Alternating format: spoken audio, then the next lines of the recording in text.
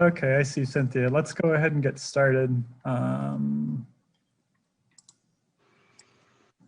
So I'll call this meeting of the Bicycle Pedestrian Advisory Commission to order. It's Tuesday, February 16th at 7:04. Could we have a roll call?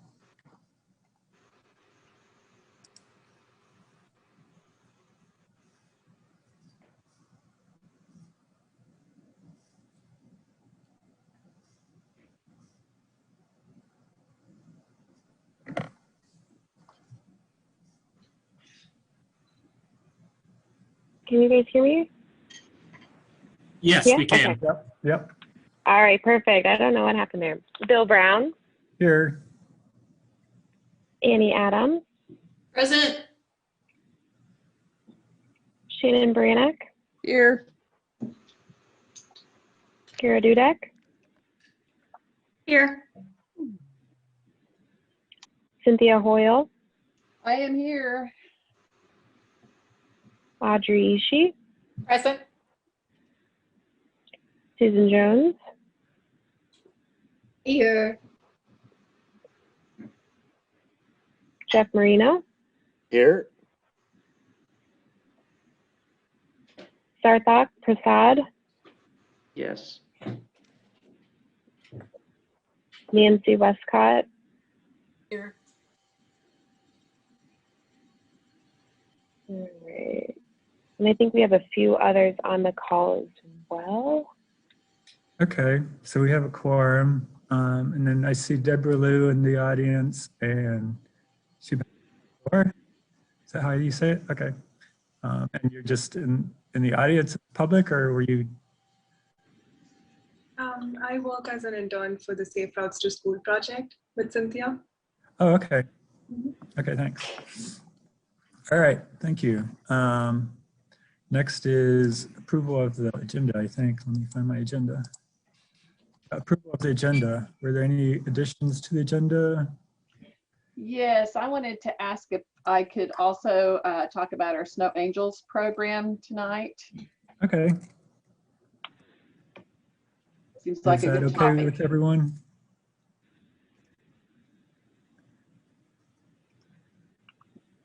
So that would be under new topics. Is that as a new topic or announcement or? Well, we talk about it nearly every year, so I don't know if it's new business or not. Okay. You put it wherever. We're not going to take any action. Yeah, let's put it under announcements, just so we remember to do it, but you can take your time with it. I don't think we'll have a whole lot. My annual report draft will go pretty fast, I think. Any other additions? If not, could I have a motion to approve the agenda as amended?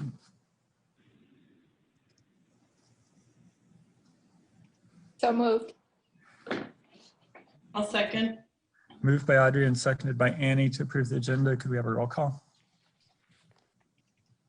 Bill Brown, Yes. Annie Adams, Yes. Shannon Brannock, Yes. Kara Dudek, Yes. Cynthia Hoyle, Yes. Audrey Ishii, Yes. Sue Jones, Yes. Jeff Marino, Yes. Sarthak Prasad, Yes. Nancy Westcott. Yes. Okay, that motion carries. Next we have approval of the minutes. Did everybody get a chance to look at the minutes? Corrections. I move to accept the minutes. I second. Moved by Sue. Who was the second? Nancy. Nancy? Okay. Moved by Sue and seconded by Nancy to approve the minutes. Any discussion or corrections? Okay, we'll need a roll call for that too. Bill Brown, Yes. Annie Adams, Yes. Shannon Brannock,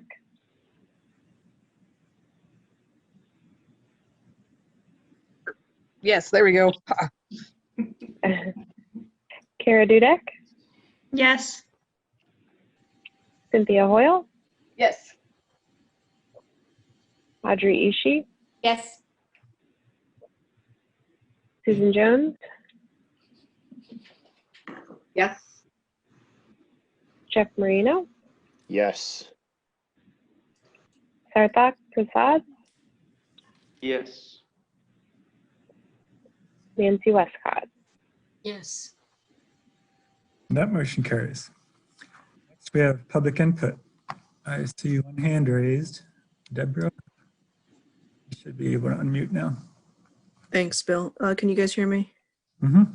Okay, great. I just wanted to say I think it's absurd that the snow removal ordinance does not apply citywide for Urbana and Champaign, that it only applies in certain regions. I mean, I don't think it's news to anybody, but just for the sake of saying stuff, when snow removal is not mandatory and sidewalks are covered in snow and ice, it makes large amounts of our infrastructure impassable for individuals who are elderly or otherwise mobility impaired. So in essence, what the city says is that mobility is not important for these individuals.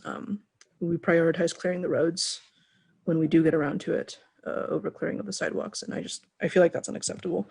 If anybody wants to look into this, Streets Blog USA on one of their more recent articles has an article where they're discussing options for municipalities to clear sidewalks. There are municipalities that have done things other than the sort of slapdash, the property owner needs to clear the sidewalk.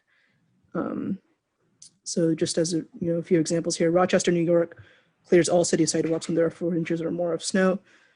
Denver explicitly buys plows that fit sidewalks and bike lanes. Minneapolis is currently studying municipal sidewalk snow removal, and Toronto and Montreal both clear snow from sidewalks as a municipal service. So it can be done. And quite frankly, I'm tired of the city saying that it can't be done, because it very much can be done. Yeah, that's all I have to say. Thanks, Bill. Thanks, everyone. Okay, thanks. Anyone else for I public can tell you input? that my housemate was going to get stuff for gumbo and had to walk on the streets and fell several times. Yeah, on my walk here, the city did a great job on the sidewalks around Lincoln Square and the parking lots and everything. So they must have one of those sidewalk-sized plows, because you can see the tire marks and everything. Yeah, that's been a topic of discussion quite a bit. I think. Will be again tonight. Yeah, we'll be again tonight. I don't want to get into it really right now, but Yeah, we can talk about it after I do my little snow angel. Okay, sounds good. Next is new business. We have a presentation from Shannon about private use of public space, PUPS.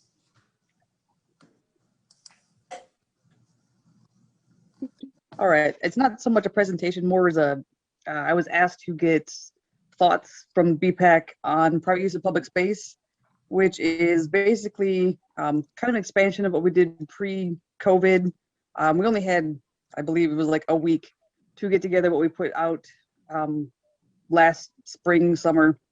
Got a little bit more time.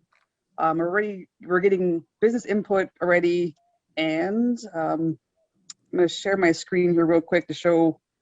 I just whipped this together earlier today, and that is not it. So this is Main Street in downtown, and the purple you see are they're Jersey barriers.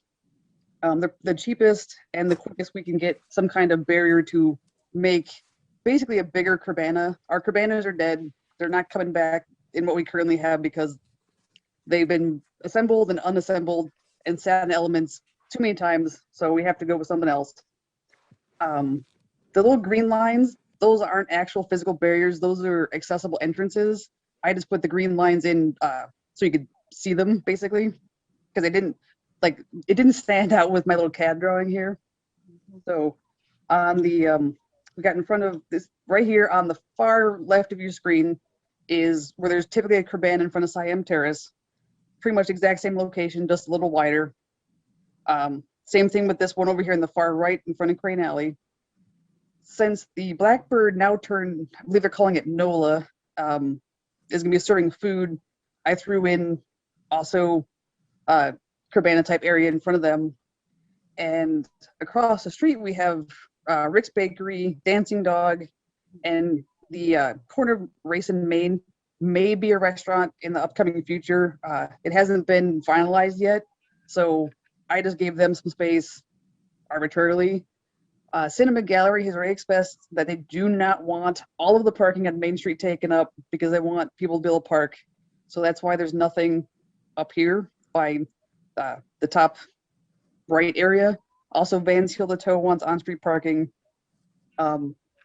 So this is not the only area we're looking at. It's just the one where we'd have to physically create space because there really isn't much in our downtown. Some of the parking lots are available, like lot 1, which is the one off to the west of Siam Terrace. It's not the best lot, but it is available in case someone comes to us and wants a space. Lot 25, which is behind Riggs, I'm sorry, not Riggs, 25 O'Clock Brewery and Best of Africa is also available. Best of Africa has already expressed interest in using space. So they are also on the list. Right now, we've not had too many businesses come fill out the survey that was sent out to businesses saying they want space. So, I mean, it's still open-ended, like they can change their mind and we can try to make space. Bunnies is pretty much going to have the same place they did last year, as is Rose Bowl. Courier's probably going to use their parking lot again. Trying to think of other ones who are, I think that's everybody, because there really wasn't many businesses last year either who had wanted space because it was a financial hardship on last minute notice. Like no one knew what was going on. Everyone was like, oh God, what do we do? So this year we're trying to give them more time. We have a whole task force. Lily's here too, to also help me take notes and to take ideas. So I can't guarantee these ideas will go through, but it helps to have more thoughts and minds. And before anybody asks, yes, I know this is in the bike lane. There's going to be signage if this goes through. We still have to get approval for taking away the meters saying, you know, bikes, you know, lane narrows, bikes use full lane, warning pedestrians. It's, you know, just going to be temporary. It's not forever taking over the bike lane, but it is going to give people more space. It will allow for accessibility. That was a big issue last summer, is we constrained them to the sidewalks, which really narrowed down how much space they could use to allow for the required accessible space. So I'm going to show you one more map real quick. This guy over here in the top left, that's lot 1, not most ideal, but it is available. This blue one here moving towards the east, that's where Rose Bowl is going to have theirs again. The yellow one is still going to be parking. That's required. The parking deck is pretty much off limits because it's not structurally designed for, like, say, people on the second floor moving around. It's designed for car loads, not live loads. And this map, does Civic Center lot is going to be open, should, like, say, I'm on a food truck rally or some kind of pop-up thing. It's pretty open-ended. We are currently constrained to, if parking says no, we can't use it. We are formulating a plan to see if maybe we can still use it. Maybe we can get grant money to make it for loss of meter revenue. We don't know yet, so it's a little iffy on that subject. So with that being said, I shall open up for suggestions, questions, thoughts, whatever. And I just want to add something really fast about retail. There, we have talked to a couple people about retail, and we're still hammering out the logistics as they're still trying to figure out staffing right now. So that's something that's in consideration in this, but it's still the logistics for the businesses are still up in the air. I have some suggestions. Yeah, go ahead. I can't see everybody to call on you, so Oh, okay. Go Um, ahead. Do you want me We to don't stop have a- sharing? I can. I suppose unless somebody wants to see something. yeah, we don't have a chat function, so I can't provide you with these links, but online there are a number of different websites that offer information on how to create dining platforms and parklets using parking spaces. One of them, pardon? We do actually, that was part of our research, was going through and finding ones that were accessible and functional to our space. Yeah, all of these would be. NACTO has some guidelines, but this website is called Giffels and Webster, Giffels, and it goes through, it provides sample design guidelines.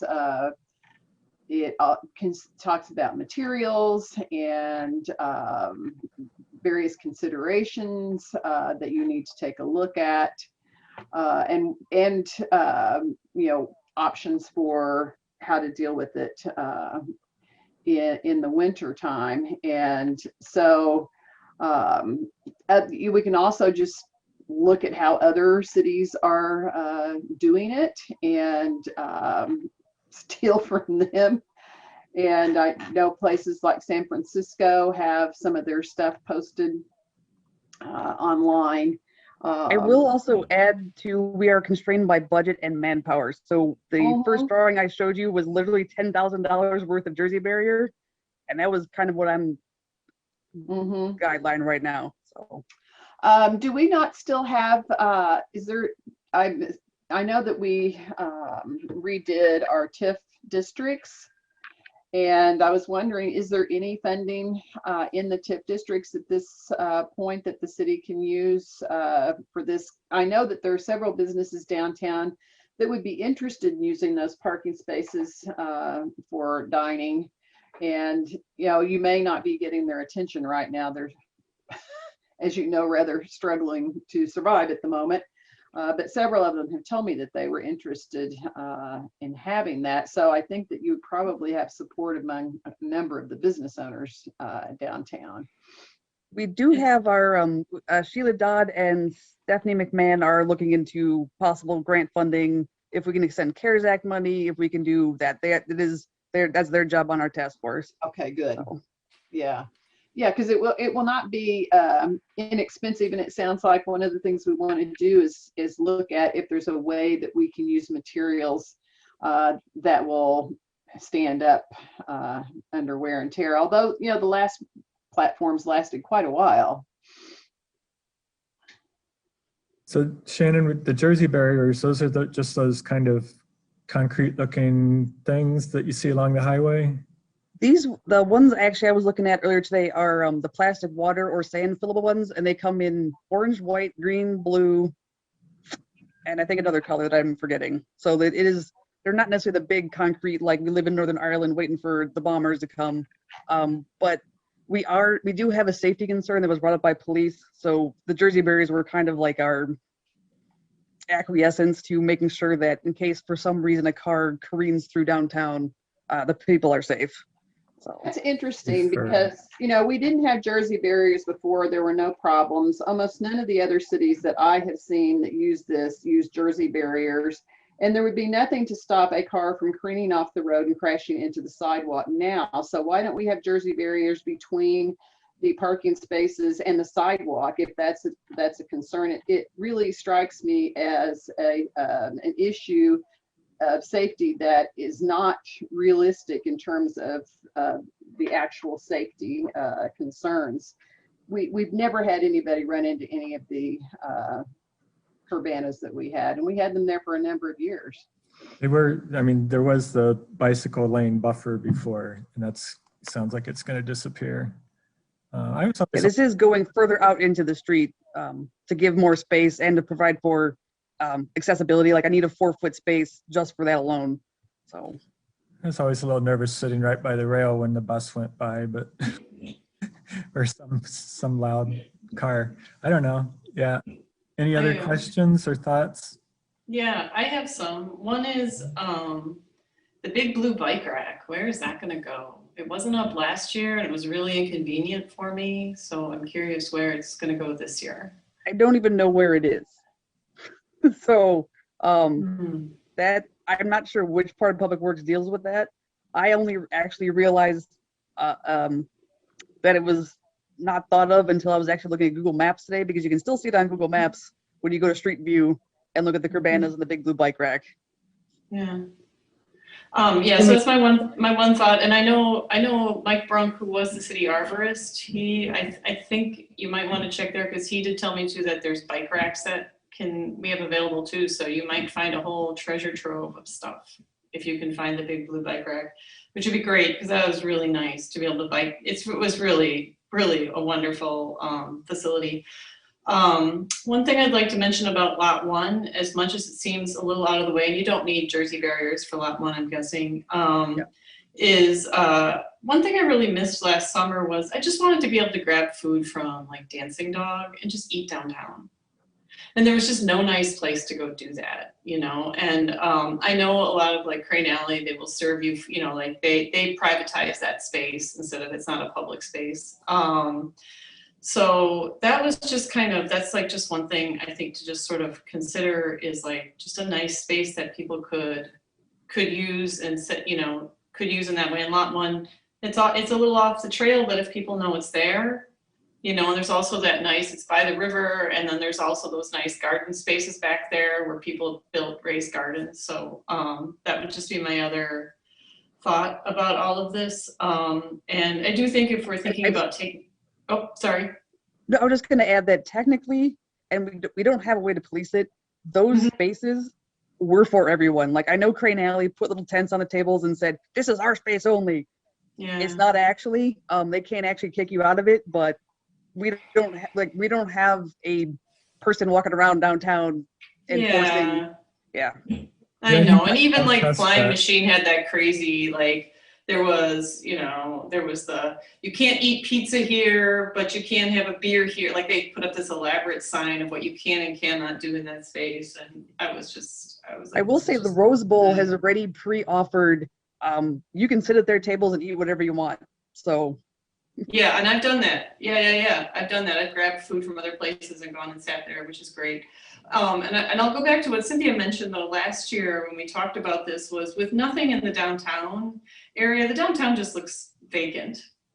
There's lots of activity behind all the buildings, but the downtown just looks vacant. It doesn't look like an inviting space you want to be in. And if we go back to the Jersey barriers, obviously for long-term infrastructure, what would be a lot nicer, and I'm sure you don't have the budget for, would be planters. You know, planters are nice, big cement planters or something like that. But I think a workaround to shutting down the bike lane is to just slow down traffic coming through that one little block area. And so everyone you could make it a shared lane where everybody could use the space. Where basically the cars and the bikes and the pedestrians all interact and work with each other.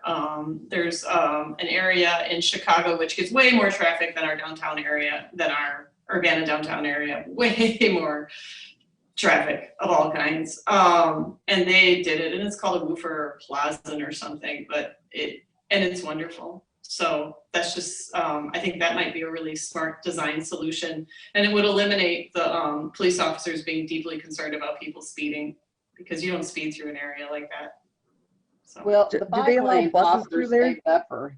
Yeah, buses go through there. It just slows down traffic. So they've set it up so parking, you jaunt out, you do parking in two separate areas. It's Argyle Street in Chicago. I can send you a link to what it looks like. But you basically make it so when you're driving through, you have to pay attention and you don't whip through, which is what most people do in our downtown. So. Yeah, and the bike lane does offer the buffer that I don't understand taking away a bike lane to put in Jersey barriers. It seems to me you're creating a safety problem. It's to get the accessibility because of the way the bump outs are. The curb step off, the way I had drawn was actually you can use the bump outs to get onto the bike lane. Say you're using a mobility device. There we go. Because one of the concerns without having the curbanas with being level with the curb, that area is not accessible if I don't have some way to get to it. Yeah, Which is I'm why I had to go out into the confused street. because the curbanas are level with the sidewalk and everybody enters the curbanas from the sidewalk. Right, but we don't have the curbanas. We have a step off, a 6-inch barrier curb.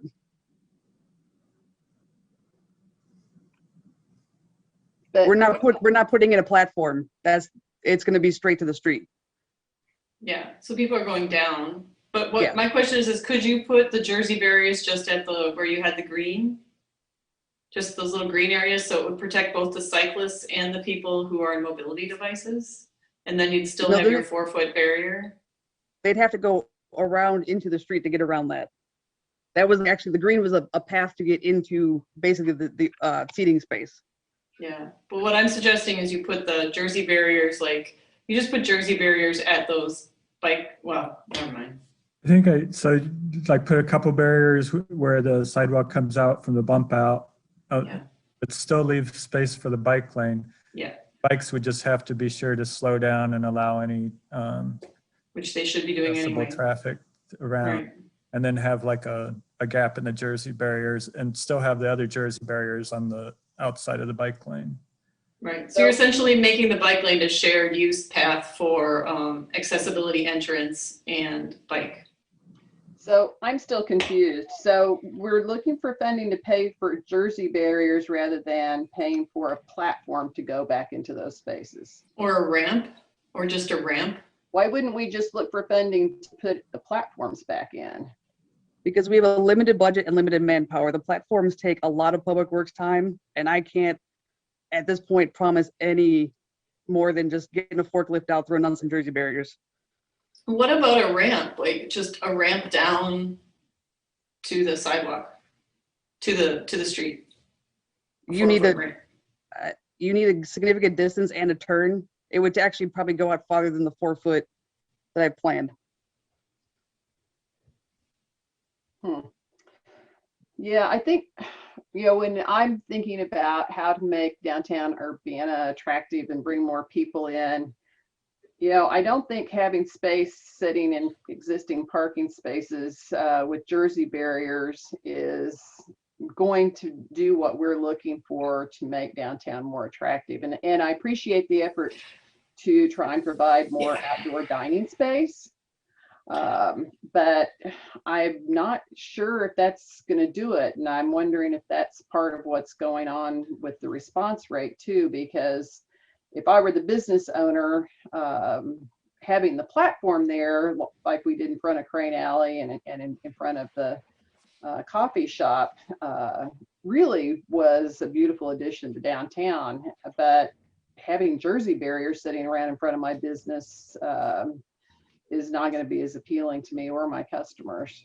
What if they painted, what if they had artists paint, what if they got the white ones, filled them with sand, and then had artists paint them, and then they became these sort of beautiful murals? You actually can get planter boxes to put on top of them. I have pictures of that. In Aspen, they put planter boxes. Yeah, most people do planter boxes. Yeah, I will say most people do the this in planters. with the painting, that actually came up earlier today, and I was given a resounding no, that is never going to happen for reasons in the past I was not told. So I completely understand, and actually I had thought of that too, because we have our arts director Rachel, who would be all about that, but it is not going to be allowed to paint them. Okay. Yeah, can't trust the citizens, never know what they'll do. Oh my Interesting to God. find out what the reasoning on that is. So as far as, is this, are you guys thinking of this as just being a 1-year thing to kind of expand the space for whatever's left of the pandemic by then? Pretty much. Pretty much. But then maybe use it as a potential jumping off point for next year, the following year, as far as where they worked, where they didn't, what we could do instead. Yes, it's right now it is building off of last year, which we didn't have much time. It was like, use these parts of the sidewalk, that's all you get. And now we're giving them more space. And yes, it's not going to be perfect. It's not going to be the most beautiful thing like you see in like San Francisco, where they have beautiful weather all the time and can plan for it. Oh, no, they don't. Well, it seems like it would be an improvement over what we had last year, which was not much. Yeah. Yeah. No, So I mean, that's it true. is a growing project, or like it's baby steps. Like we're not allowed to just go whole hog. Like we need to see basic iterations. So And how are, so you've just sent out a survey to businesses and asked them if they would want something like this in front of their business? yeah, that was another member of the task force job was to send out a survey, solicit business response. Some businesses didn't reply at all. Some said, yes, we're in for this. Some said, maybe. Some said, no, we don't want anything to do with this. So. And I know, Shannon, there are some businesses who rent from, I'm spacing on her name, the people who rent from the people that want parking right directly in front of their places. They would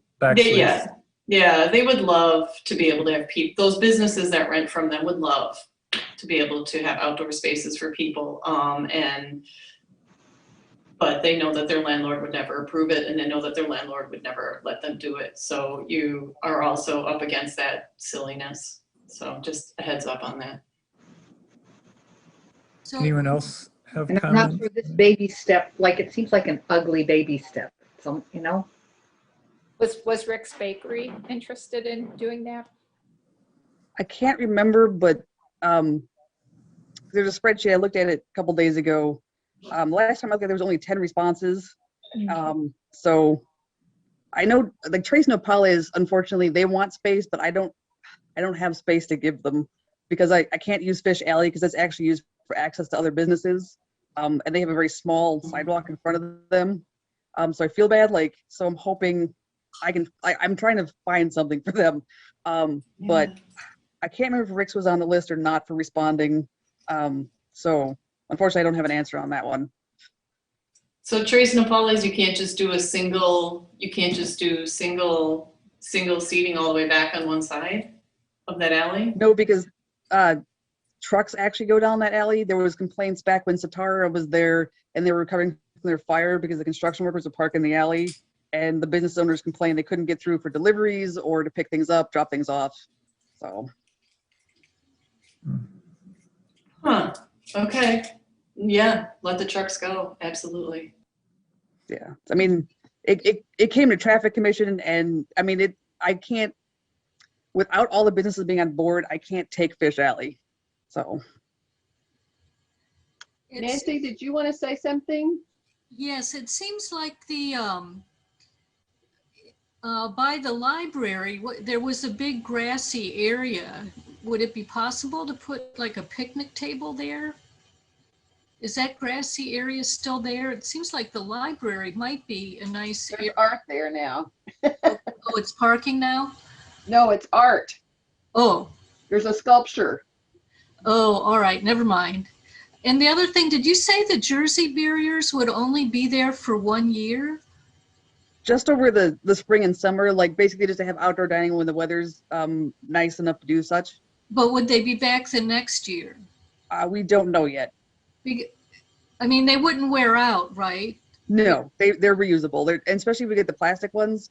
They're also, the ones I was looking at are recycled plastic, so which actually adds into the whole Urbana sustainability. So. And they're multi-purpose. You can use them for in other projects, road closures and things like that if you need to. Yeah. Okay, and would the possibility of putting flowers on top of them be, would that be a possibility? Right now, I am uncertain. That there's a lot of moving pieces on what I can and cannot do. So that's why this is like a fact-finding mission with you guys, is to get ideas. I mean, we didn't think of them, and I mean, unfortunately, my hands are tied on certain things. Like I can't make decisions from a high level, like taking parking meters. Like right now, those Jersey barriers and taking those parking meters is fairly speculative. Like I don't actually know if we're going to be allowed to do that. So. Yeah, I would suggest we look into the planters were like, they hung over the sides, they were removable and they just went on top. And I think that what you might be able to do is the businesses that request them could help with that and also promise to take care of the plants. because the city certainly doesn't want to be in the position of having to go and water them all the time. Although, do we still have hanging baskets downtown in the summer? I believe so. Our landscaping crew is actually one of the few teams that is decently sized. I mean, they are down people, Okay. but so Maybe I they know could do it then. right now they're plowing snow. So I saw some front end loaders driven by the LRC folks, so they're double duty right now. So We still have the concrete planters too that get annuals put in them. That's right. That's right. Yeah, I think if they were white, Shannon, and we could put some flowers on them, that would really go a long way toward the attractiveness component. yeah, that's why I was like, I didn't want the concrete ones. So I mean, that's why I was looking at the other options because the concrete ones look like you're getting ready to be bombed. I mean, to be truthful. They're ugly.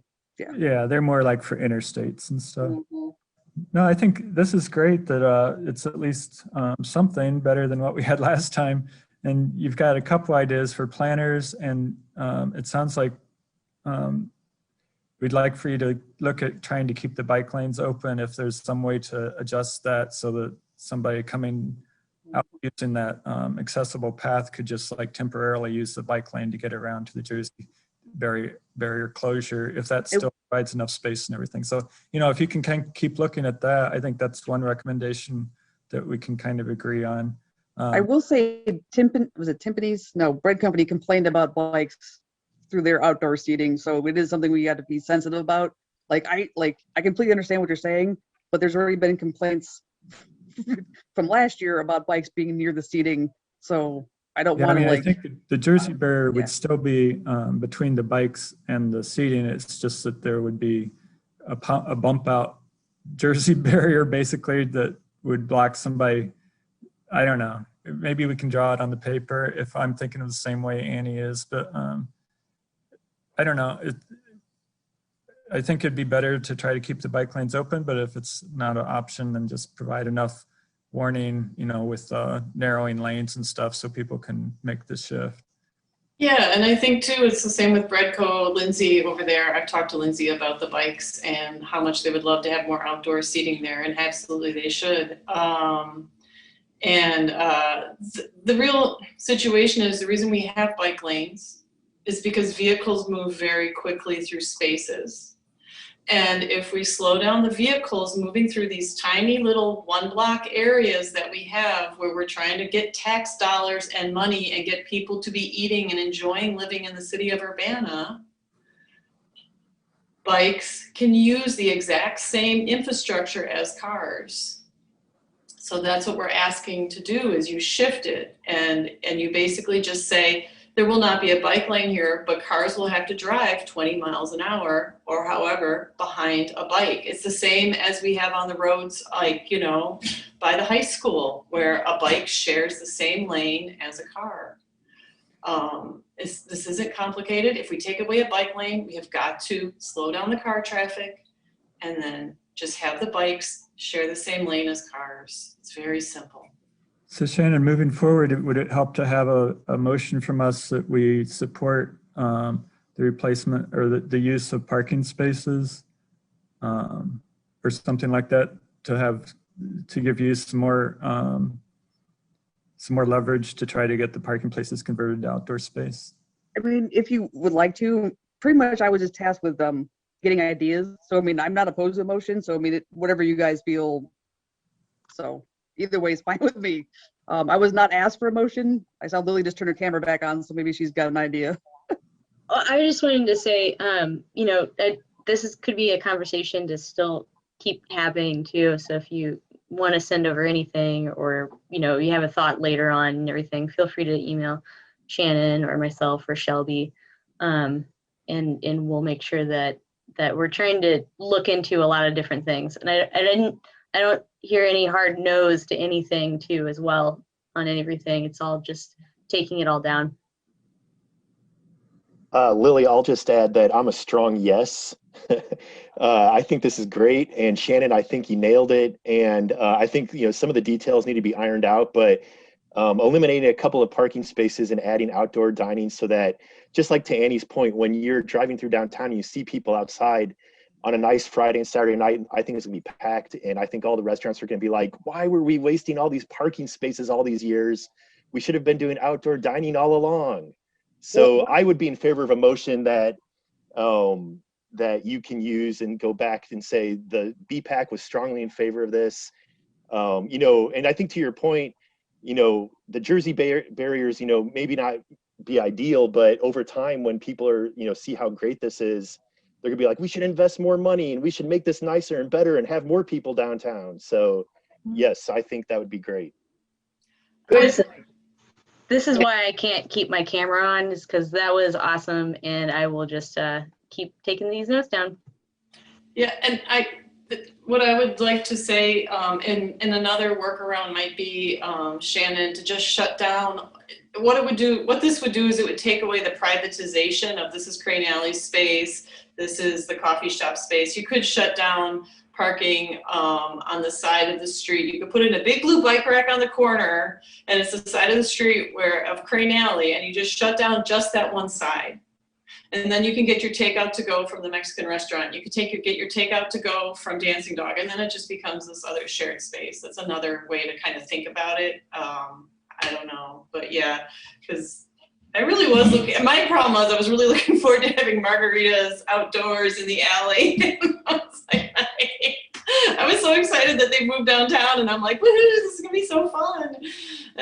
You took my fun. Okay, Jeff, did you have a motion? Sure, I'll make a motion that we direct I don't know, Shannon or the, you know, engineers at the city of Urbana to continue to move forward and finalize the plan for outdoor dining with the removal of parking spaces along Main Street. And if you have a final plan, bring it back to us so that we can give you any final input along the way. I literally made that plan like in about an hour earlier today. So I mean, we're moving along quickly. Right. So, yeah. Okay, that sounds great. Is there a second? Seconded by Sue. Should we be looking at recommending that the speed limits, the university district be expanded to be 25 miles per hour at Goodwin and Main? Places that would have outdoor dining, because that would make it a heck of a lot more pleasant than, you know, having cars roaring by at 30, 35. I would have to look into if that's possible without having to change the ordinance, because 30 is state law, and to change that is actually not as easy as it sounds. I totally get what you're coming from, not shooting it down, but I may not be able to implement that in a hurry. So I wonder if we should just put it in the resolution as a recommendation to look at. Sure, I'll amend the resolution to also include trying to keep the bike lane if you can, but also look at reducing speed as well. Yeah, I would feel very comfortable with removing the bike lane if the speed was 25 miles an hour. I think, you know, we could see comfortable bicycling. Yeah, check and see if it can be done temporarily, Shannon, is just when the Jersey barriers out as part of this program, like we do with construction zones. Sometimes don't we lower speed limits in construction zones sometimes? Not typically when they're 30 miles an hour or less. Those tend to be for highway speeds. Okay. Yeah, the signage, I think the big issue is that you have to put up all the signs. Well, just before we go down that road, I would just like to say I can share with you this Argyle streetscape. The reason I'm really excited about it is because I experienced the before and the after of it, and the alderman only got it through because it was an area that no one wanted to be in.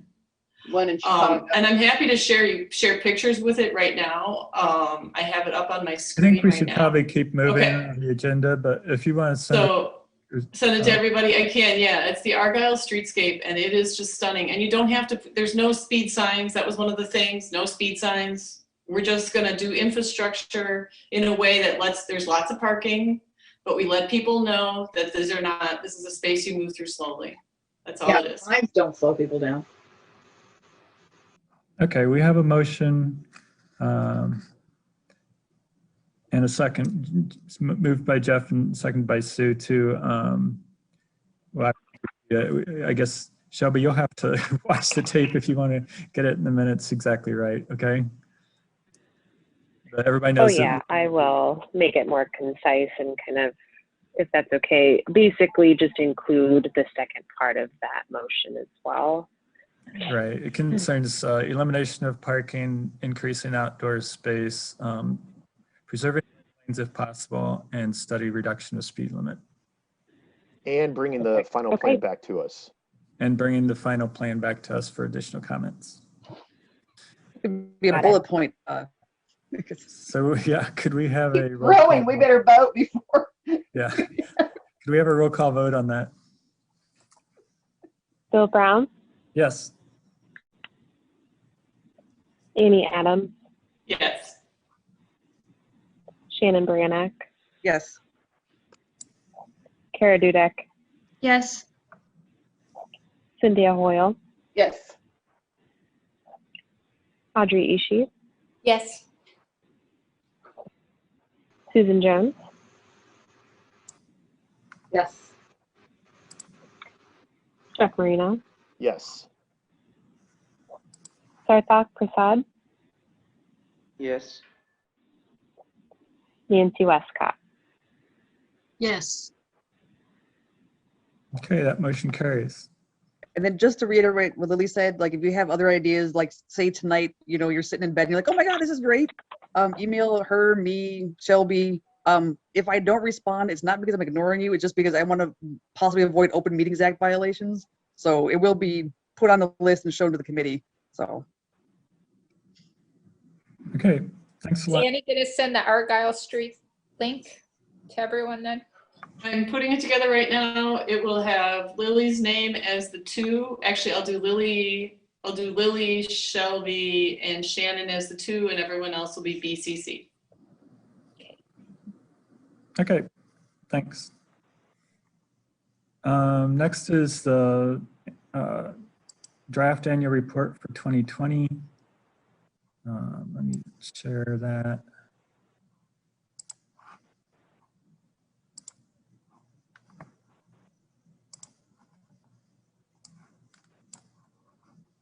Okay, can you see that okay?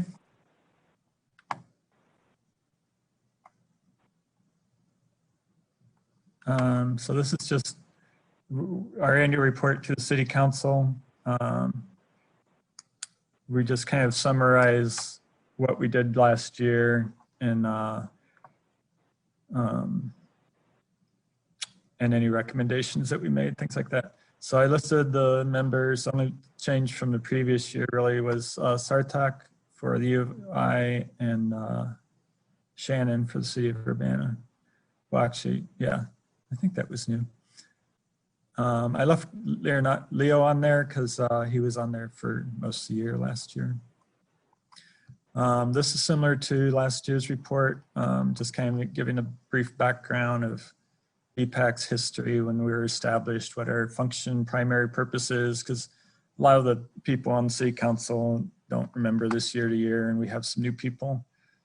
We are bicycle friendly, gold level bicycle friendly community. That was renewed through 2022. And then at the end, I have the, sorry, there's something covering it on my screen. We've adopted the pedestrian master plan and the wayfinding plan this year. So those are the main kind of main things in the life of BPAC, I guess. The 2 main infrastructure improvements I thought of that got finished were the MCOR project. So I have a little description of that. And then the Urbana Park District Park Street shared use path. And I also mentioned in that they applied for the next phase of that as part of the the ITEP funding that would go from Park Street up to the new bridge, a new bridge over the sailing there and connect to the other path that comes down from Broadway. So that's been applied for.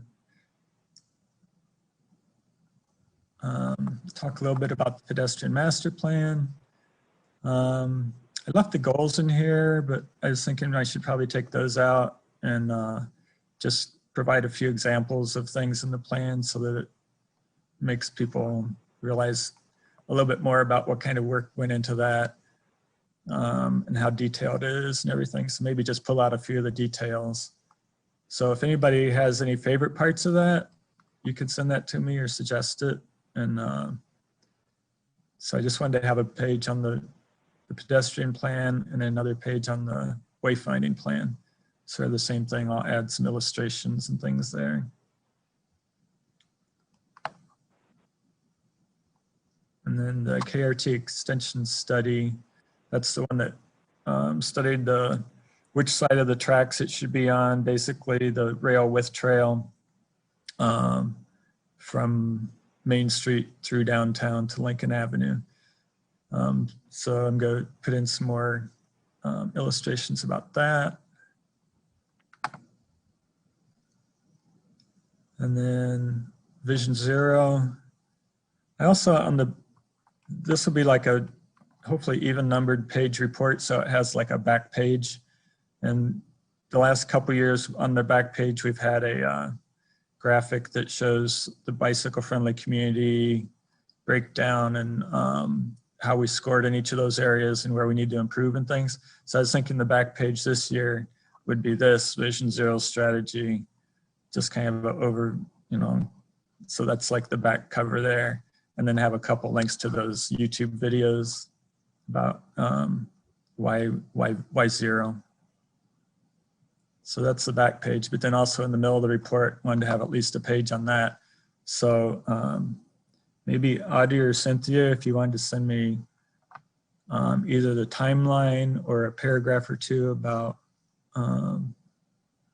any kind of planning that's gone on with that. And we should mention too that, who was it that made the presentation on the traffic stats a couple months ago? We should probably mention that too. So, Audrey, you're muted. The World Day of Remembrance. Pardon me? The World Day of Remembrance. Oh, okay. Yeah.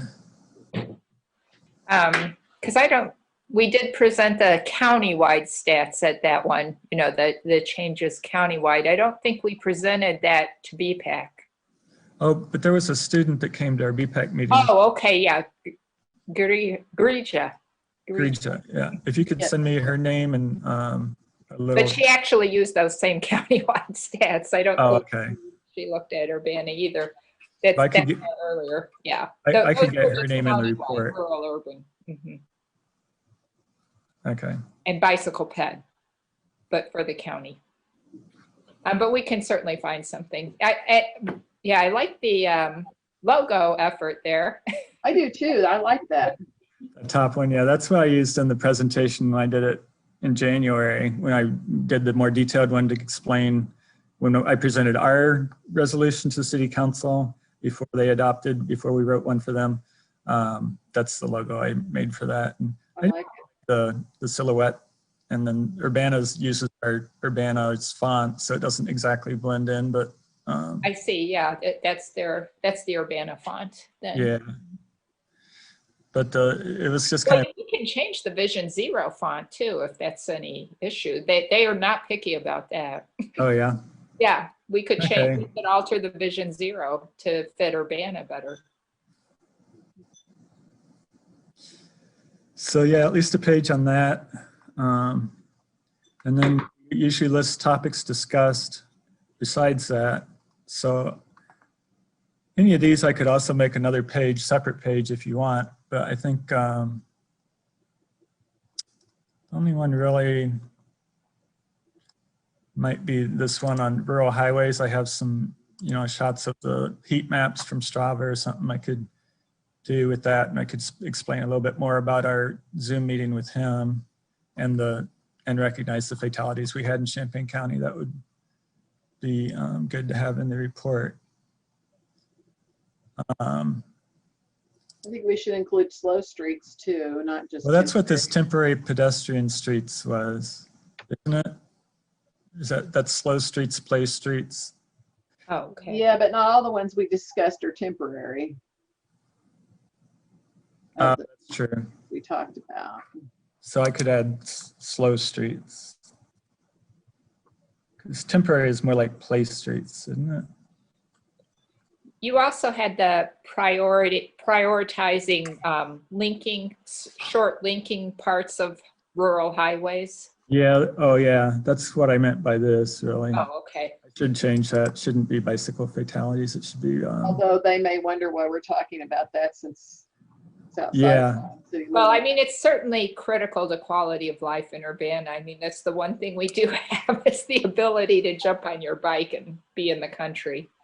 Well, and it's the same people. I mean, even though these fatalities were all within a couple miles from their home, a lot of us who are bicycle activists in Urbana also ride on the same roads. And I think it's relevant, and I think I mean, as relevant as the KRT is, for sure. You know, Yeah. it's really what we have, honestly. Other people may have lakes and mountains, but we I mean, have. it's a concern. We represent the people of Urbana, not just the streets, and it's a concern from the people of Urbana. So I think it's definitely relevant. Now, so I'll expand on that one. I'll try to make that a page and put in some of those images and talk about the fatalities and the how you can identify short segments that are kind of bottlenecks. That's basically what we talked about. And then recommendations by motion. I should probably just put all the minutes in a file and Google Jeff Marino, and I'll find all those because I think he always makes the motions. But so that I still need to go through the minutes and find the other motions. But I know we did pass the bylaws. We changed the bylaws, so that should definitely be in there for the youth member. And we do have a special application for youth member now, and I have a list of people to send it to. So I'm going to get that out this week, and we'll probably get some applications pretty soon. And then the back page. So that's where I am with that. Did anybody see anything that jumped out of something that I missed or that you'd like to see more of? See a greater emphasis on? That Park Street path was technically completed in 2019 because we used it for a turkey trot once before was it COVID. really? Oh, okay. Yeah, I was trying to remember, but Did it make it into our annual report though? I don't think it did. I'll check. and since you pull in like the ITEP application, it's still relevant. But Okay, I could just wanted to put that out there. rephrase that or something and just say that the next extension. Huh, I guess all the other work at Crystal Lake Park just had me think that that was part of it. Mhm. So that the ITEP for Baker's Lane, you had that on there? Hey, can you go back? That actually, I think. Was that sure? Yeah, okay, so I should put that in there. I was thinking that was January, but that would have been in November or December because ITEP had to be sent in before that. Okay, that's a good idea, Baker's Lane. I mean, those have not been awarded yet, so I don't know if it counts because it's not a done deal. No, I A think letter it's was good to, put in for it, but we yeah. submitted letters of recommendation and we discussed it a little bit. Yeah, I finally walked that. I didn't even know that existed. And there was a lot of bluebirds in the winter. It's neat. Yeah, I actually rode it on my gravel bike and through the grass. It was pretty challenging. I bet. I just had no idea that existed. Yeah, so I'll put in there that we applied for that, or we didn't apply for it, but we submitted a letter of support for that. And I think if you could put a link to the documents in our policy on the pages, the people who look at it then could go take a quick look if they want. That's a good idea. I thought about that. So the pedestrian plan and the wayfinding plan, And the Vision Zero resolution. Vision Zero, Mhm. the resolutions. And the Yeah, we food probably trail. should mention Girisha's work too was last year. Oh, you mentioned that though. You said under. Yeah, vision. could you write up something for me Yeah. for that? Just a paragraph or two. Yeah, we'll get something. Okay. Anything else? The only thing I just want to make sure, and I don't know if this is the place for it, but it's been kind of a bad year for pedestrians. It's, it's sort of not been good. And, we have a bunch of moral outrage at these meetings about it. I just don't know. I don't know exactly where it would fit in or what that would mean, or if we dedicate, I guess one simple thing to do would be to dedicate our annual report to the people who have been injured and severely injured and killed or something. You could do is, you could say we had 15 people come in and give public participation at our meetings over the last year, and the participation or the comments centered on X, Y, and Z or whatever. I don't know the numbers or what. When the gentleman that came in, he had all of the camera footage of like when he was that was in 2020 or was that 2020 or 2019? That was probably 2019. I think. Okay. Because he moved away, but we could at the beginning say that we wanted to give our report in memory of the following people who were killed on our roadways or something like that. And then include people from all of Champaign County, or? No, just in Urbana, I think.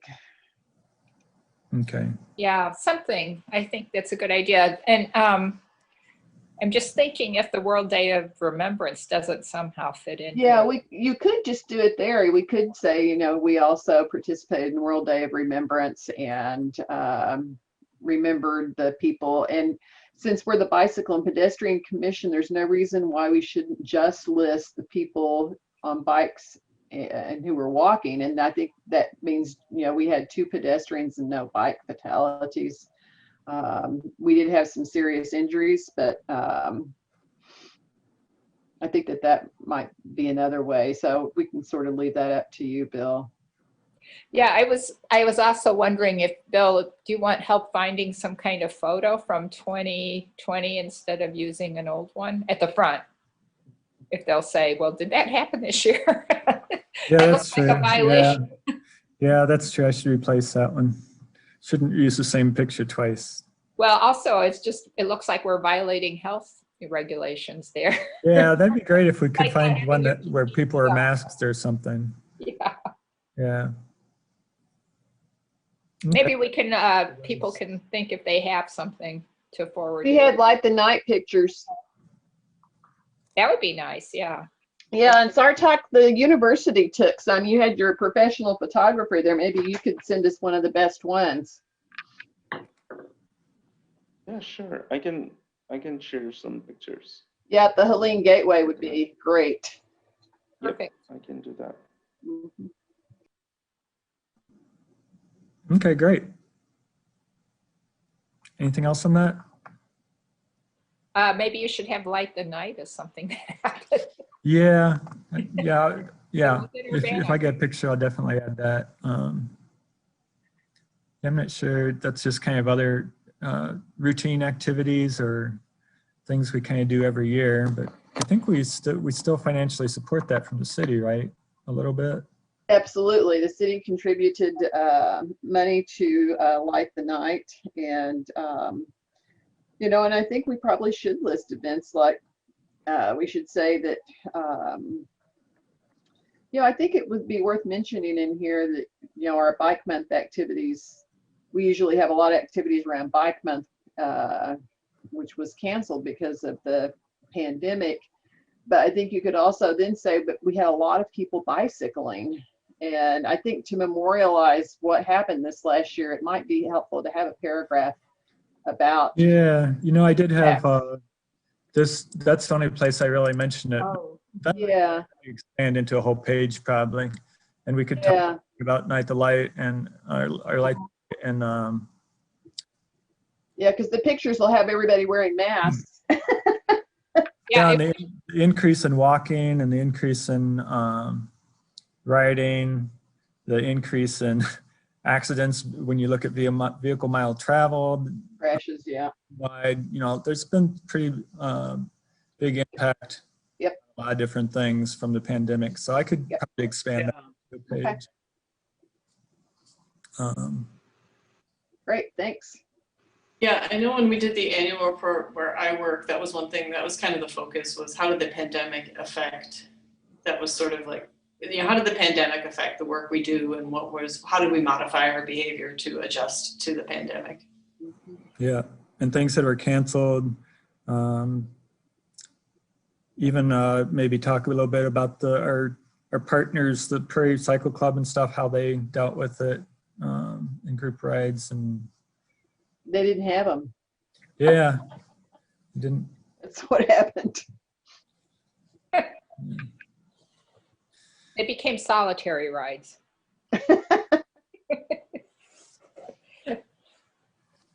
Yeah. Yeah, but Cynthia, we did a few group rides, didn't we? We did socially distanced. We did just a couple. We did 2, I think, for the entire year. Yeah. Well, Yeah, there were a couple of informal ones, but I think all the weekly ones were canceled. Yeah. I mean, Christmas lights. We did Christmas light tour. And I would just say the biking and walking in the city has gone up by easily 200%. Like, I don't even, like the numbers, I'm sure the park district could give you insane numbers of how much biking and walking has gone up in our city since the pandemic. So. Yeah, if you want a picture of the Christmas light tour, let me know, Bill. I'll send you one. Okay. Yeah, send it, yeah. Yeah, that would be good. Okay, great. Okay, next is Bike Month, Bike to School Day. Cynthia. Speaking of those things,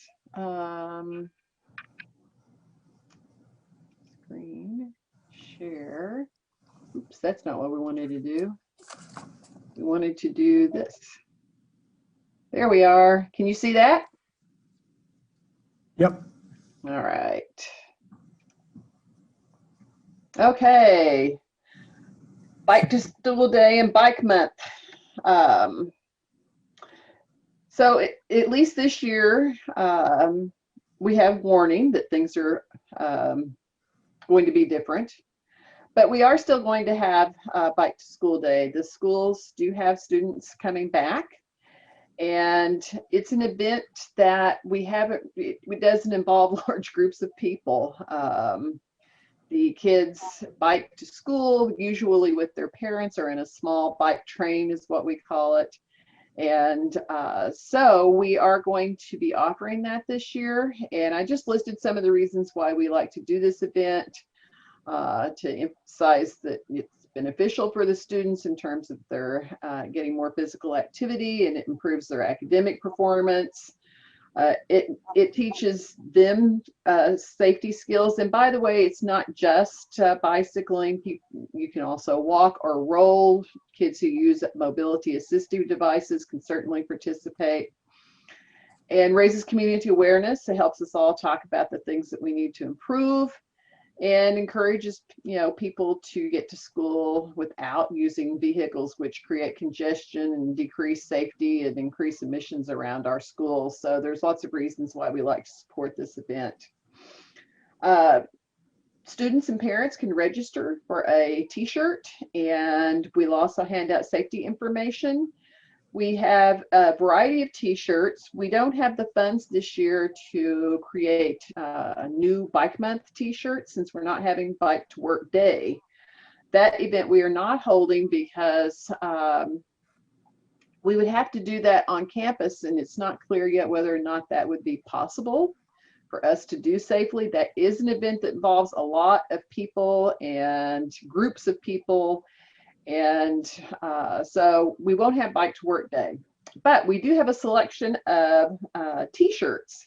We still have some Superhero Cycle t-shirts with the great design that Annie did for us. And then we have a selection of t-shirts from past years. We also have bicycle safety workbooks that we can hand out. And so there's a registration where kids and parents can register, and we'll make sure that they get those materials if they sign up. So we are a green light go on Bike to School Day, and I will be reaching out to the schools. Not yet. People would think I'd lost my mind if I send them an email about biking to school right now. Plus, the schools are just super busy still adapting to how they're going to do in-person classes. We are going to have some other events, however, and I wanted to mention just a few. On May 8th, we'll be offering beginning bicycling for adults. It's the Bicycling Skills 1, 2, 3 class offered through the League of American Bicyclists. And we'll limit that class to 7 and follow all of the social distancing requirements and guidelines. Hopefully by May, we'll have a lot more people vaccinated, and so that will be easier, but still we will be following social distancing guidelines and mask wearing where needed. There is a link to sign up for that, and I've also got a link to the Bike Month website, which is where you're going to be able to sign up for these things. I haven't got all of it on there yet. May 9th, we're going to have a sort of a combination Mother's Day bike ride and Green Loop bike ride. I've been talking to the Park District and Champaign County Bikes about doing some bike rides to show people the Green Loop. The Green Loop is included in our bike plan and in the Urbana Park District's plan. As a route that would connect all of the parks, or most of the parks in the city, in a loop around the city. So what we're going to do is, for this one, we're going to use the Northern Loop and bike around Crystal Lake Park, cross at the Signal Race to go to Leal Park. People can enjoy a treat at Culver's if they would like. And then we'll loop back around to Crystal Lake. And this is and this one I've got set up on Facebook. It's for all bikes and all abilities. We do ask everyone to wear a helmet. And so that one we have planned. I'm looking at doing a south bike loop also, Meadowbrook Park, over to South Ridge, and then up around Larson Park as a southern loop. And Charlie worked on a loop for going around the entire city, which is, I think he said, like 16 miles. We haven't scheduled that one yet, but if we do, we make sure people know that that's a ride for cyclists who are comfortable riding in the street a longer distance.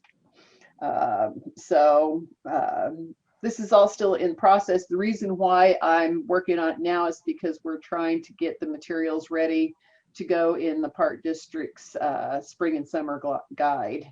They're going to have a bike activities page. So I've been sort of frantically trying to nail down dates and registrations. And I have also, I was thinking about adding in the Train the Trainer program, which I haven't got registration set up for yet, but we are going to be able to do that again this year with the Stevens Family YMCA on the 18th. And so we will have that set up. And if we can't do the classroom portion in person, we'll do that part online, but we will be able to do the hands-on with the kids running the games, because that's an outside activity. Plus, the Y has been operating, I think, throughout the pandemic, doing childcare, and so they are operating with the children and teachers. So we would follow whatever their guidelines are in order to be able to do that. So we're still working on plans, but I wanted to make sure everybody knows that there will be some things going on. It's going to be different than past years, but mark your calendars and check out the website for updates, and look forward to having some fun. What event is shown there in that picture, Cynthia? This is Bike to Work Day 2019. Mm-hmm. And this what is the event? Didn't know. It was Bike to Work Day. Oh, okay. They just gathered to. This was one of the stations. Okay. And I like it because, you know, the wheelchair athletes are there. And when we say, you know, a walk, bike, or roll, people don't think about it. But of course, we're inviting everybody on any kind of wheels to participate. Well, that's the T-shirt that Jean Driscoll agreed to have her likeness represented on, so it's especially appropriate. Yeah, no, I really like this picture because it gives us an opportunity to show that this is an event for everybody. Mm-hmm. Yeah, I really like that one. I specifically looked for it to put it in here, and it's a header on our website. Okay, thanks. Any questions about Bike Month or Bike to School Day?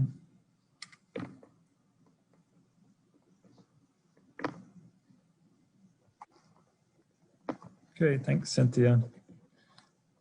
I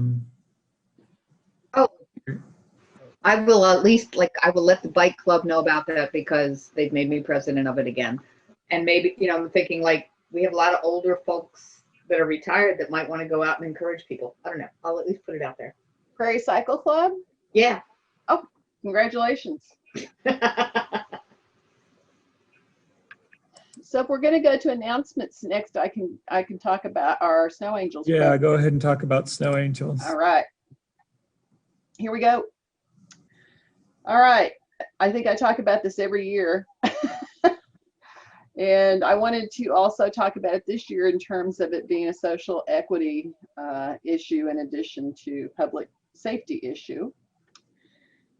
And just that we know we've got a lot of people in this community who are walking, biking, or riding the bus to get where they need to go in the snow. And I went out and took some pictures today. In 10 minutes, I witnessed people walking in all kinds of streets, including, as you can see right here, on Windsor Avenue. So I will share some of those with you. So this is just a teeny bit of history for everybody. Back in 2007, we had a major snow event, and the city of Champaign put together a report and talked about how often this happened, and that they looked at all of the other Big Ten cities. And all of the Big Ten cities, except for Champaign and Urbana, have ordinances requiring removal of snow by sidewalks by either the property owner or the resident. And then they also surveyed 12 cities in Illinois and found all of these other cities downstate: Bloomington, Peoria, Salem, Schaumburg, Kankakee, Belvedere, Peru, Carbondale, you get the idea, have snow removal ordinances. And we have some now. In Urbana, we only have 3 areas of the city where they're required to remove snow. This is so we have the University District, the Downtown District, and Philo. And I copied these. I downloaded these from the city's website, so the picture quality is what it is here. And so these are the areas. This is the Philo Road one, and you will note that it goes. I believe it goes from Florida to Windsor, which is an important thing to note with some of the pictures I'm going to show you next. Oops, and I believe this is the University District. And last year we added a little bit more, but that is not posted on the website. It is. We only added the northern part. I think we added it from Springfield to University. Right. Downtown we added from. So was this the area that was added in? Yeah. So that's in there, and the other one had to be added in there too. So they're both accurate. The parts that didn't get added were the connect along University and Green Street. Yep. So when you see the ordinance and you see my no vote, it's not that I didn't want the ordinance, it's that I wanted more. Yes, I remember that. No vote. Well, whenever we bring this topic up, we hear a lot of concerns about this and people who can't remove snow. And it's interesting because I just heard a big piece on TV again about, and on NPR, about snow angel programs helping people remove snow. And the cities run those in most places, and staff help connect volunteers to people who can't remove snow to help them out, because there are people who have physical limitations and cannot do that. We also hear complaints about how it's too expensive and difficult, and that argument doesn't really hold any water when you think about the fact that property owners are required to mow their grass every summer. That's a more frequent and more expensive activity to take care of than removing snow, in addition to the fact that grass grows all summer, and it doesn't require anybody to walk in the street if it gets too tall.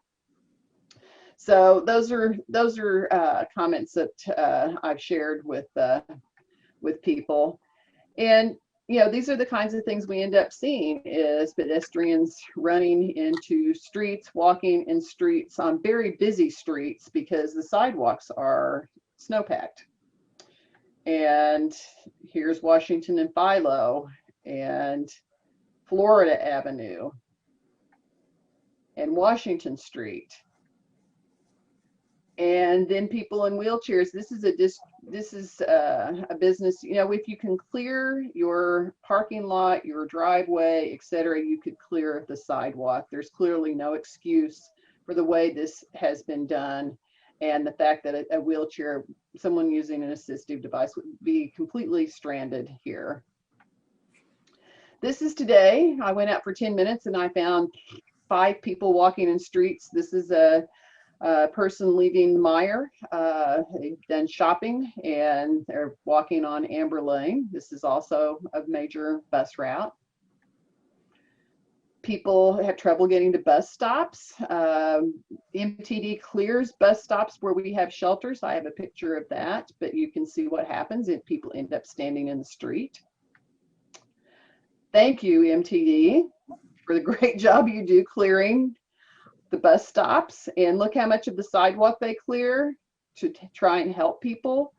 And Meyer didn't clear any of their sidewalks, even though they're in this district, and they cleared all of their parking lots and their driveways.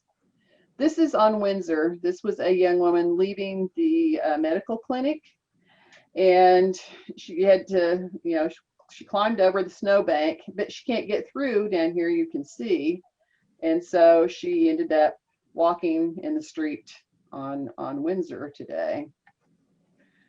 This is what the corner of that Philo and Windsor, not Philo, I believe this was by Carl, but this is Windsor. And here's Philo Road. There were several people walking in the street on Philo Road, and this part, the businesses are supposed to clear the sidewalks, and the fact that they cleared their parking lots tells you that they could have cleared the sidewalks, and that is not happening. I don't know that the ordinance has been enacted yet, but I just don't understand why a business wouldn't just clear their sidewalk at the same time they clear the parking lot. They usually hire contractors to do that. They did declare a snow event at noon today, so it'll start at noon tomorrow. And then they'll have 24 hours. Right. We either have 24 hours from today or 24 hours from tomorrow, I forget. Right. But it doesn't make sense that while they had their contractor there, that they just didn't have it done.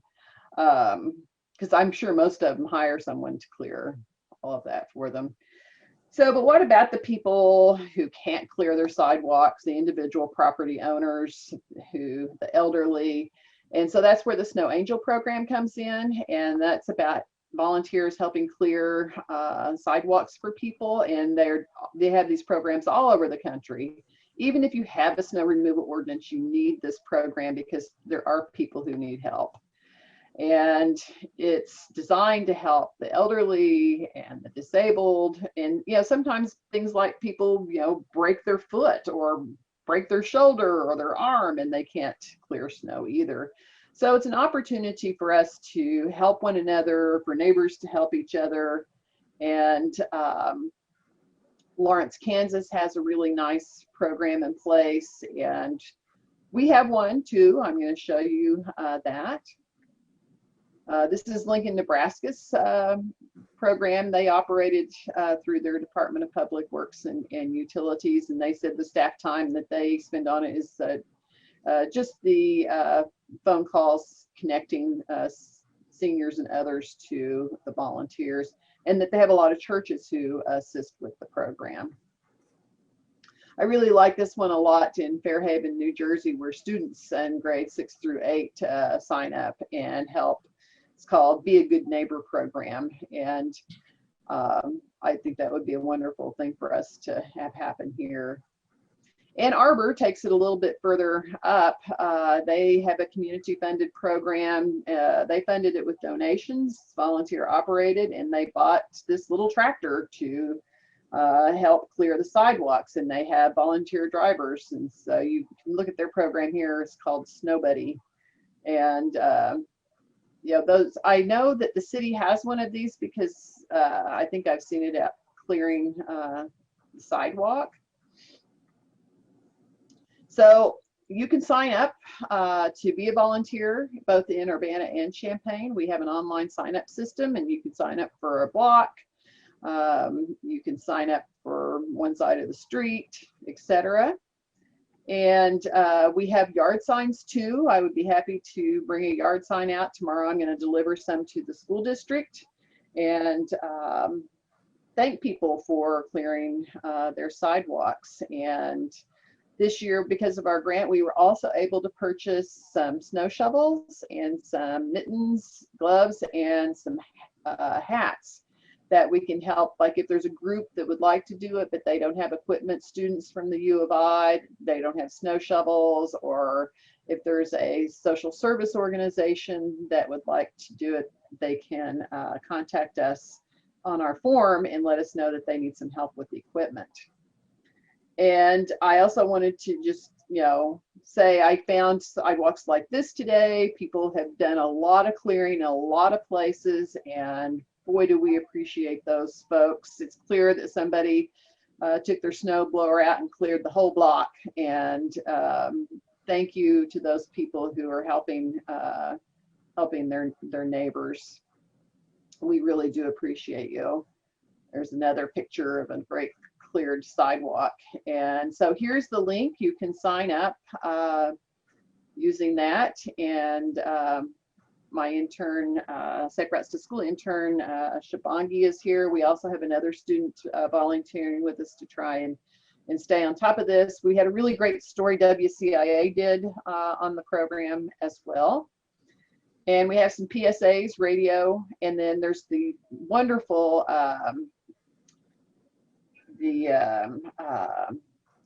video that the city of Champaign did. Ben Leroy helped us do it, and it stars Jeff Marino's children. And so we have that. It's also posted on our website, and we could play that on public access stations. I would love to see it on the Parkland station, and I was hoping it would run on the City of Urbana and the City of Champaign's public access stations as well, to help people think about the fact that clearing snow is something that we do to help each other out and be a good neighbor. So that's what I have on snow removal. Susan? Well, if I can share my screen, I can show you the picture from my neighborhood. Okay. Do you have, there you go. Like, that's the rental property. Yep. Now, the good news is Fair Lawn across the street clears everything. So if you need to get down the street, you just need to know that you need to walk on the west side of the street. But yeah, some rental property owners and clear. Mm-hmm. Yeah, I was just gonna say, for what I've discovered, I'm in a new neighborhood, and I enjoy shoveling. And so I was shoveling one neighbor's house, and she said, "I don't want you to shovel. You're making me feel guilty." And I would say, let's start tomorrow. It's public right of way, honey. Well, yeah, this is what I'm saying is really interesting. And she said, "It makes me feel guilty. I feel I have to do yours. Mine's way bigger than hers." I was like, "Oh, please, no." And then I just said, I just thought it was really interesting. And of course it's not cleared and I have to walk through it. And I bought this new rolly bag, and like what happened is I can't roll my bag on it because it hasn't been cleared. So I was kind of like, frankly, I'm doing this out of a selfish need, nothing personal, but I really need the sidewalk cleared. Then I went for a walk last night. But again, you know, she was just like, don't, you know, she seriously yelled at me, and I will not touch her sidewalk. She was like, only up to the property line. And I was like, Annie, she can't do that. The sidewalk is public right of way. You can clear. Well, this the is the weird situation we're in. I'm telling you. And so I went for a walk last night, and there was a woman who she goes, I'm in the middle of the block, and I clear my sidewalk. And I said, thank you. I really appreciate you doing that. She goes, but no one on either side of me does. And this is 2 blocks from this is actually a half a block from Carl Park. And she goes, no one on either side of me does. And so we're putting people in these really weird moral quandaries instead of it being a community where we all take care of each other and help each other and like it's our civic duty. It becomes this like bizarre thing. And so I find it to be very interesting. You know, and other neighbors, I've cleared their sidewalk and they're just like, oh my God, thank you. And then other neighbors like will come through and they, you know, it's just so strange. So we gotta just stop it all. We gotta just get an ordinance through. Just up the street, we have kind of a neighborhood resiliency community. And so we talk to each other a lot. And Zev was talking about how, you know, they all got together with their shovels to attack the vacant house place, you know, and clear that so that people could get to the bus stop because it was, you know, it really was. Right. And that's what, and I did, you know, on the other side of my house, I got you to the street because the other side was clear and I made sure you could get back to the street. And I did half of that landlord's property before I went to bed, you know, or before it got dark.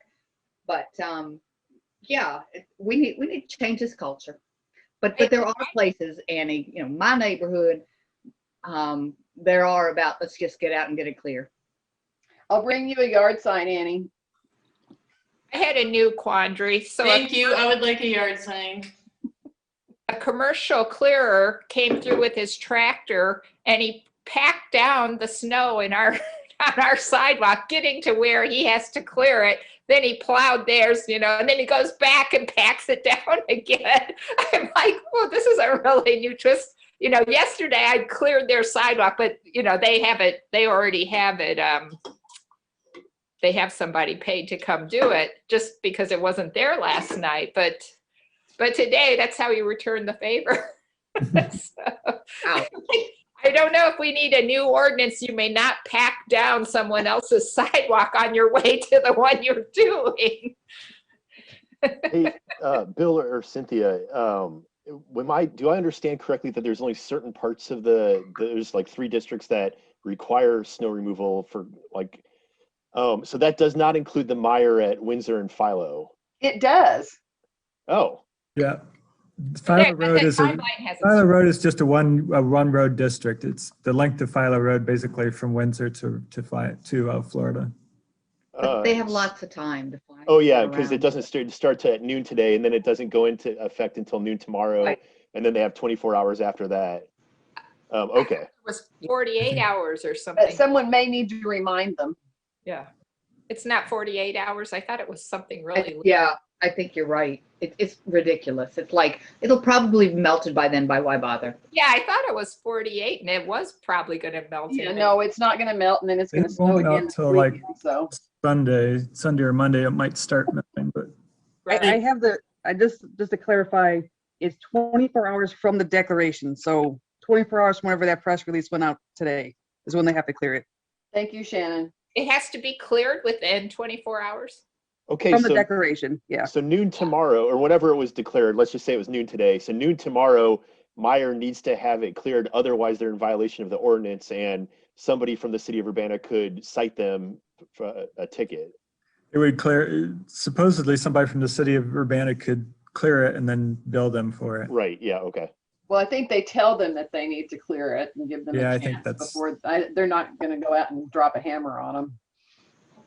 Let me just, one thing I discovered last year I shoveled my entire block, largely because I take the bus and I would just get frustrated.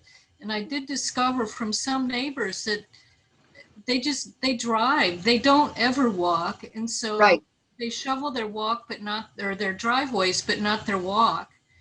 And so a number of neighbors asked me why I was doing that. And I said, because I need to get to the bus stop. And they were just surprised.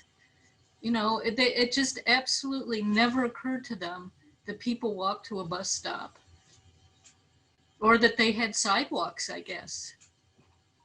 Yeah. And that is, I think, where there is room for culture change. You know, like they just don't think like that. And, you know.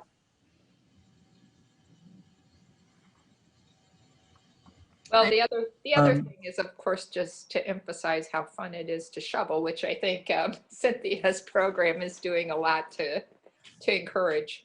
Yeah, I think the snow angel program is about as much as we can do right now. I mean, just for an example, when we recommended the Green Street and University corridors to be included in the snow districts because those are brand new streets now and have wider sidewalks and more bus stops, Green Street, and bus shelters and things.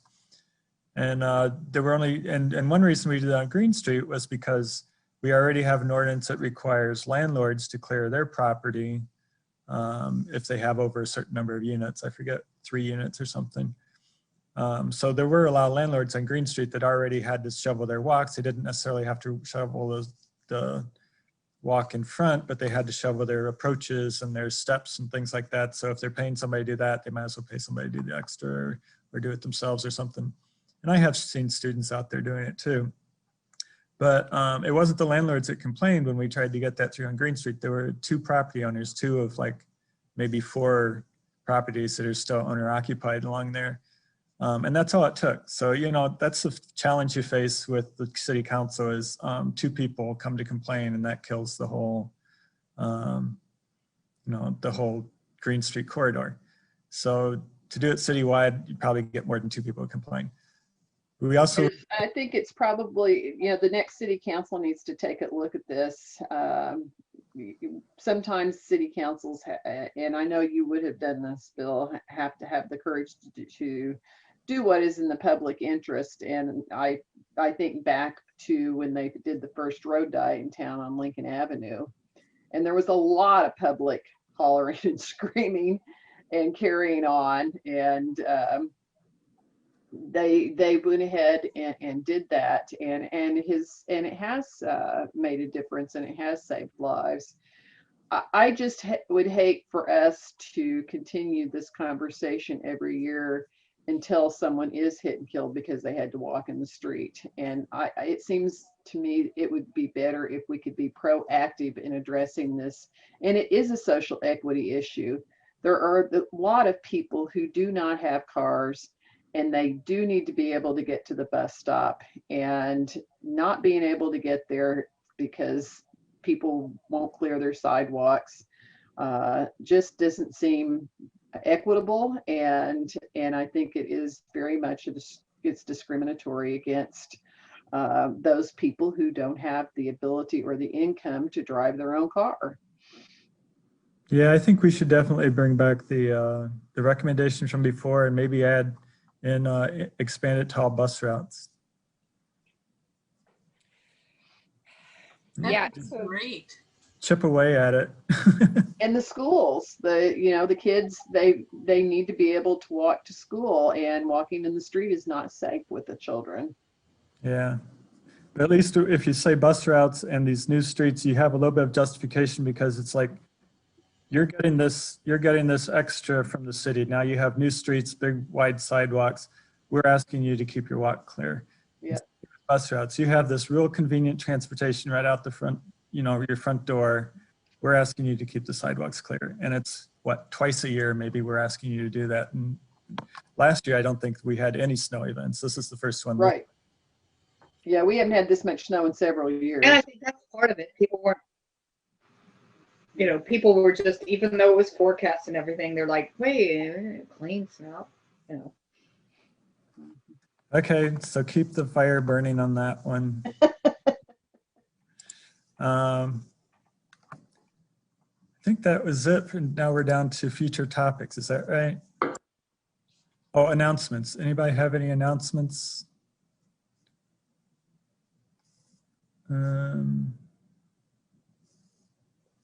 Seemed like there was gonna be one. Well, we have the snow event. Well, oh, let me just say that the Prairie Cycle Club is thinking of having rides this year. So, keeping an eye on what we need to do. But, and I'm going to try to figure out ways to get a lot more communication with other bike groups so that we, use this virtual stuff so we get more biking out there. Yeah, I don't think there are any documented cases of anyone getting COVID from a bike ride. Right. It's one of the activities that's really safe, unless you ride in a really tight group with some really sweaty, heavy breathing people. It would be hard to get it. And I've looked at a number of reports and documents, etc. And most bike rides, people are spaced out, so it's a pretty safe activity. Yeah, it's probably the highest risk thing is when you stop to rest or stop at Casey's or something. If you socialize, that's that's the part or if something happens, like if you get the flat tire and then, okay, now we have to stop, or somebody crashes and we have to stop. That was my concern. It's like, okay, if we're riding separate, but what if somebody has a problem? You can still socially distance. Plus, people should take masks with them. Yeah. Yeah, I was going to say there have been no known cases of COVID transmission outdoors. Outdoors is very safe. And I mean, it's obviously no one knows 100% for sure, because people keep going to like parties and thinking that they're not going to get sick. But it's like outdoor transmission. It's safe. But yeah, obviously you should be wearing masks and other things. Yeah. Hey, any announcements? If not, we'll move on to future topics. We really should look at our report card because we're going to have to reapply next year. Okay. I know Shannon's super busy. Shannon, would you like help from an intern to take a look at that and present on it? Or if somebody wants to do it completely, because I honestly don't know when that's going to take priority and stuff I got to do. So. Well, I have a student intern who might be interested in doing that. Why don't I ask? Because that was something Craig volunteered for me for, and he never explained what it was supposed to be. So I honestly don't even know. I know what the report card is, but I don't know what he was looking for. So we were supposed to be looking at the metrics on the report card as to what we were accomplishing on the things they told us we needed to do. Yeah. I'll connect you up with Andrew, and maybe you guys can put your heads together and take a look at it. Okay, so if you could try to get something for that. Hey, Bill, I just realized you, next meeting, February might be your last meeting with us. I might have two more. I think it'll be March and April. Well, something I would like you to consider is I believe we have one open space available on BPAC. Just something to think about. My BPAC term doesn't coincide with my council term, so I may be on another year. Oh, good. Yeah, you can be a member without being on council. Actually, I asked Barb to clarify that because I had the same question. So. Yeah, because that's what Brandon did. If you remember, he stayed on an extra year or two after he. That's right. But they do like to have a council member on BPAC, so I would limit it probably to a year if there's another council member that they'd like to have on BPAC. But it looks like I'll probably be on for another year, actually. I admit it. Yeah, so a few other future topics. We have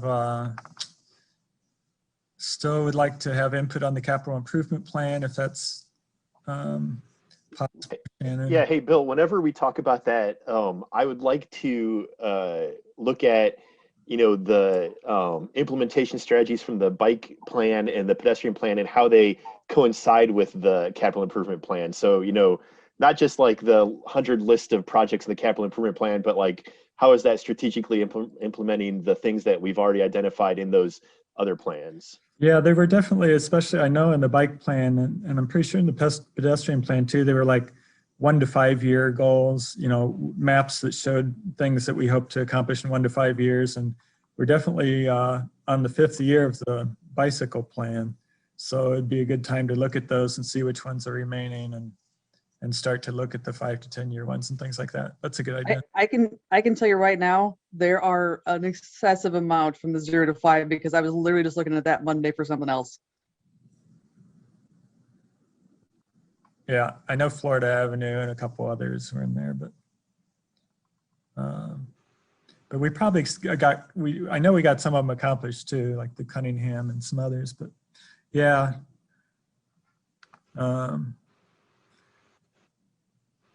So so that we'll leave that on there, and Shannon, maybe we can talk between now and the next meeting, see if somebody will be able to present something on that. Any new topics for future topics? I think I have one actually. I'd like to have I'd like to do an overview of how speed studies are conducted. I was looking at the actual IDOT specifications for speed studies and how they do them and how most municipalities do them. And then we also have a list for the city of streets, the process of having a different speed limit than the state does on your street. You have to pass an ordinance, a special ordinance, and you have to first have a speed study or at least some engineering study, and then justify it through the ordinance. So I want to kind of go through those steps, and I think I could put that together. It's just basically legal documents. Bill? Yeah. I'll throw in here, we had a statewide Zoom meeting of the league cycling instructors, and we had the director of Active Transportation Alliance there, along with the executive director of Ride Illinois. And one of their legislative priorities was the state speed limit, that they want to change the law to give municipalities the authority to change speed limits without this current process. So I think it would be really helpful for you to talk about what's required now, and you could also then connect with them about what it is they're proposing. That's something maybe the city of Urbana could get behind to support and talk with our local legislative. Okay, good idea. So can you send me a contact or? Yeah, I'll send you Dave's name, and he can help make connection with Is Dave Simmons or Active Trans. I don't actually, I haven't met, except for on the Zoom call, the new director of Active Transportation Alliance. Okay, this isn't Dave Simmons. Yeah, you could just contact Dave, and I think what he might do is connect with the person at Active Trans who's working on the legislative agenda. Okay, that sounds good. Any other future topics people would like to see? Well, I think we should do an update on how we're moving along on Vision Zero. I don't know if that just fits under unfinished business or. Okay, yeah, we'll try to do that every other month probably. And we'll have an update about slow streets as well. Slow streets. Yeah, I saw you were having, that's an announcement. You're having a slow street presentation to the Historic East Urbana Neighborhood Association. Mm-hmm. Okay. And then we're also, we're gonna do that. And then we're also gonna, it's gonna be put on the, I believe it's the HUNA neighborhood listserv. So we'll get a lot of feedback. So I'll just be curious. I'm just gonna be curious what people think, what their ideas are. And well, so that's pretty much what the update will be. Okay. Yeah. All right, I think that's it then. Seeing no further business, this meeting is adjourned. Thank you all very, very much.